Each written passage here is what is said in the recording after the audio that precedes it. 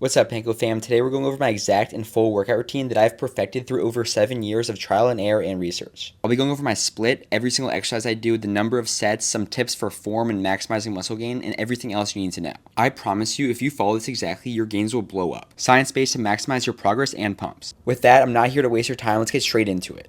Starting off, we have push day, where I hit chest, triceps, front delts, and side delts. I start off with the upper chest, hitting the incline machine press 2 sets to failure. If your gym doesn't have this, the incline Smith works too. I always start with the upper chest to prioritize it. Super important for aesthetics to build that well-rounded shell for your chest. If you can't feel pressing movements in your chest, try these 2 tips. Number 1, instead of imagining pushing the weight away from you, imagine pushing yourself away from the weight into the bench. And number 2, imagine bringing your elbows or your biceps together. Regardless, pressing movements will hit your chest, but these cues can help. Next, I hit the flat machine press, 2 sets to failure. This is arguably my favorite chest exercise of all. It has slightly more range of motion than the Smith machine since there are 2 different handles, and it has way more stability than dumbbells. And some machines allow you to also push the weight with your feet. This is super helpful. If your machine has that, use it to set the weight up at the beginning and to give yourself an assisted rep at the end. One mistake that a lot of people make that not many people talk about with this machine though is letting the weight go too far back. If you go too deep way past your chest, you're actually just increasing your risk of injury without increasing any gains. Now we're hitting the shoulders, focusing on the front delts first with machine shoulder press 2 sets to failure. If your gym doesn't have that or it's too light like in my case, you can do the Smith machine. I used to hit lateral raises before the Smith machine because I wanted to prioritize side delts more than front delts, but then I realized even if I want to prioritize my side delts, I should still be hitting the compound movement first, since shoulder press also hits side delts. So my side delts are fresh and still get some good work from the machine press,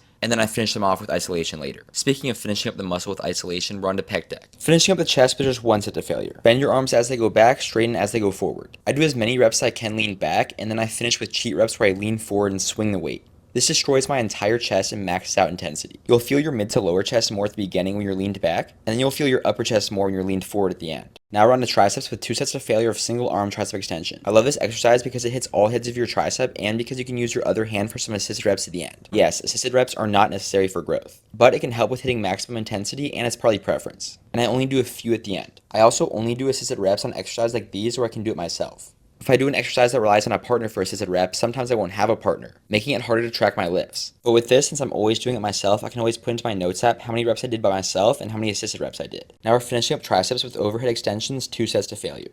Always great to hit the triceps in both ways. You can use a lot of attachments like the rope, but I prefer this cable bar.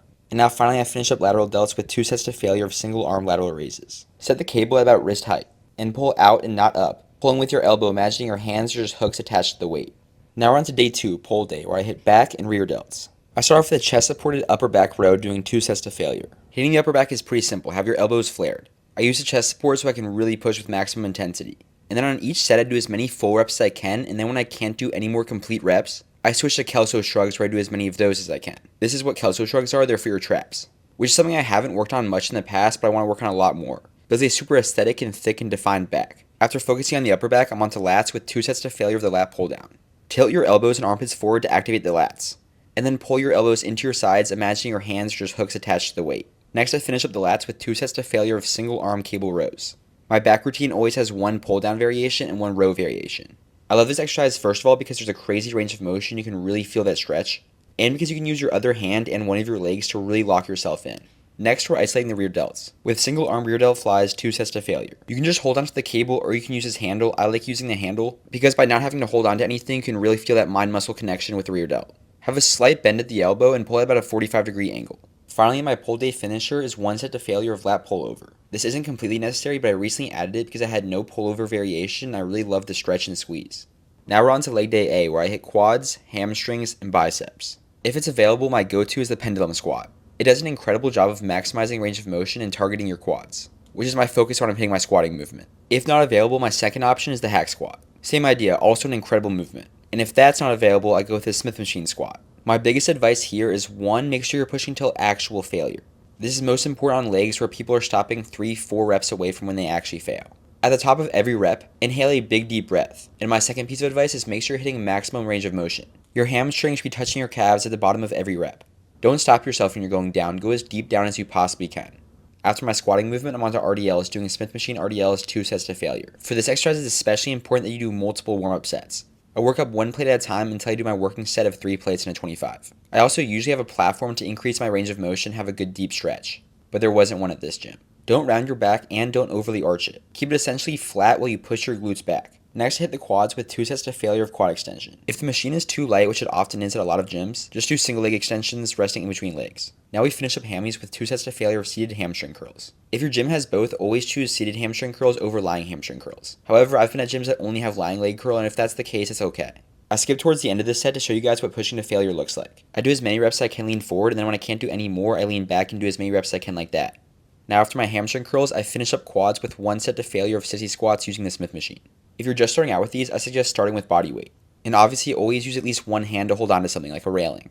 Now we're done with legs and I'm hitting biceps. First with 2 sets to failure of dumbbell bicep curls. So why do I hit biceps on one of my leg days? I do this to prioritize them. Biceps are genetically a weak point for me and I want to prioritize them. So instead of training them on pull day, for example, my biceps and forearms are already tired from all the pulling movements, I train them on leg day when they're fully fresh and therefore get maximum stimulus. And you can do this with pretty much any upper body muscle you want to prioritize. I've done it with lateral delts, biceps, and so on. I suggest picking a small muscle you want to prioritize extra and putting it on leg day. But don't also train it on the other day. You don't want to be training the same muscle 3-4 times a week. That's too much. It does vary a bit depending on your split, volume, and so on, but generally 2 times a week per muscle is perfect. And as you can see, after 2 sets to failure of bicep curls, I do 1 set to failure of dumbbell hammer curls.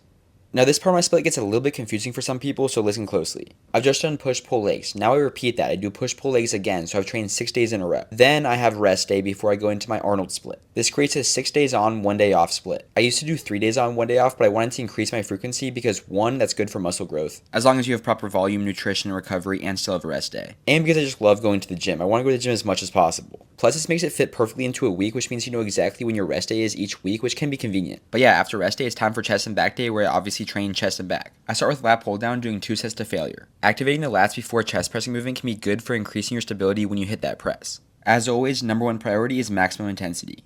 After lat pull down, we're on to chest, hitting 2 sets to failure of incline Smith. On my chest and back day, I go back and forth between chest and back. This is because I don't want to prioritize one over the other. They're both equally important to me. But if I wanted to prioritize one completely over the other, I would start with that one. Next, I hit the flat Smith, doing just 1 set to failure. And then I hit the upper back with 2 sets to failure of the upper back machine row. T-bar row also works fine, either one. After hitting the upper back with a chest support, I hit the lats using a chest support, with a lat machine row, which is essentially the same movement with your palms facing each other and your elbows tucked in instead of flared out. I do 2 sets to failure, and at the end of each set, I do Kelso shrugs. Reminder to use straps on all of your back movements. You can also do a cable row, that's totally fine. I do that a lot, but I do prefer the chest support. It's great for better targeting the lats and keeping your form in check. Now I hit the chest, doing 2 sets to failure of the pec deck. As I've explained in videos before, always compounds and then isolation, so always presses and then flies. And that's it for chest and back day, and now we're on to Charms, where I hit all parts of the shoulders, the biceps, and the triceps. Starting with machine shoulder press or Smith machine shoulder press, 2 sets to failure. Next, hit by far my favorite bicep movement, the double cable bicep curl, 2 sets to failure. As you can see, my form starts out pretty strict, but I end with a few chi reps where I swing the weight up. So I skip towards the end of the set to show you guys that. Even when you think there is 0 chance you get any more reps, sometimes you just have to take a slight pause, take a deep breath, and finish that. And now we're on to rear delts to build those well-rounded boulder shoulders with 2 sets to failure of rear delt cable flies. Make sure you're prioritizing rear delts. They help build a defined back from the back, and like I said, well-rounded boulder shoulders from the side. Speaking of boulder shoulders, next I hit side delts with 2 sets to failure of dumbbell lateral raises. Another super important muscle for aesthetics, and I would argue the hardest muscle to grow as a natural. Have a slight bend at the elbow and a slight lean forward. Next hit the brachialis, doing 2 sets to failure of rope hammer curls. And here are a few angles of how the exercise looks. Now I gotta build those horseshoe triceps, where I start with 2 sets to failure of double cable tricep extension, followed by 2 sets to failure of double cable overhead extension. That's it for Charms day, and now we're on to leg day B, where I just hit quads and hamstrings. I'll keep this quick since this workout is quick and because it's basically the same as the other leg day. I start with a squatting movement like Smith machine squat, 2 sets to failure. Next I hit Smith machine RDLs, 2 sets to failure. Then leg extension, 2 sets to failure, and seated hamstring curl, 2 sets to failure. These are simply the best exercises for legs, and unlike some other muscles where I like some variation, I don't need any variation for this. So I keep it simple and repetitive. Now when do I train abs? I actually don't have a specific day for abs. I just train abs at the end of the workout whenever I have time, usually twice per week. And all I do is 2 sets to failure of cable crunches. That's genuinely all you need. In fact, you could have a great six pack without training abs at all, but it does help to train them. I'll occasionally throw in 1 set to failure of hanging leg raises. But yeah, usually just cable crunches, 2 sets to failure. And that's my entire split. Thank you so much for watching. I hope this video helped you. And if you have any questions, please comment them and I'll be happy to help. And of course, comment what videos you want to see next, because I'll be happy to make them and help you out. Much love and stay locked in, because we're all headed to the top together.